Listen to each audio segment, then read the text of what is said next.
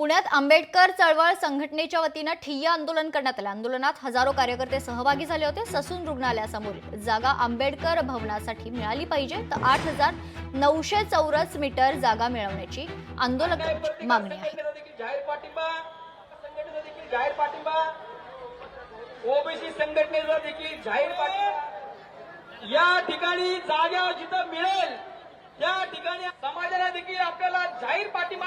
Pune station परिसरामध्ये असलेल्या doctor Babasaheb Ambedkar सांस्कृतिक भवन शेजारी जी जागा आहे ती एका विकासकाला देण्यात आलेली होती। राज्य शासनाने तसा निर्णय घेतलेला होता। या विरोधात गेल्या अनेक वर्षांपासून आंबेडकरी चळवळीतील ज्या सामाजिक संघटना आहेत यांनी सुद्धा आंदोलन केलेलं होतं आणि काही दिवसांपूर्वीच राज्य सरकारने या निर्णयाला स्थगिती दिलेली आहे आणि त्यामुळे आंबेडकर चळवळीतील जे संघटना आहे कार्यकर्ते आहेत यांनी आनंदोत्सव साजरा केला। मात्र आज 15 ऑगस्टच्या निमित्तानं आज या ठिकाणी पाहतोय आपण की या संपूर्ण आंबेडकरी चळवळी त्याचबरोबर जे काही संघटना आहेत यांचं एकत्रित हे ठिय्या आंदोलन सध्या सुरू झालेलं आहे।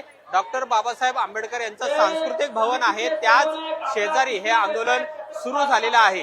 राज्य सरकारने जरी या निर्णयाला स्थगिती दिलेली असली तरी ही जी जागा आहे ती या सांस्कृतिक भवनाच्या विस्तारीकरणासाठी वापरावी ही मागणी या संपूर्ण संघटनांची आहे। गेल्या अनेक वर्षांपासूनचा हा लढा होता आणि या संपूर्ण लढ्याला कुठेतरी यश येताना पाहायला मिळत होतं। मात्र आता ही सगळी जागा आहे ती या भवनाच्या विस्तारीकरणासाठी वापरावी तशी घोषणा करावी अशी मागणी घेऊन आजचं हे ठिय्या आंदोलन आहे ते सुद्धा या ठिकाणी सुरू झालेलं आहे आणि मोठ्या प्रमाणात सगळे कार्यकर्ते आहेत आंबेडकरी चळवळीतील पदाधिकारी संघटना आहेत त्या सुद्धा सहभागी झालेल्या आहेत।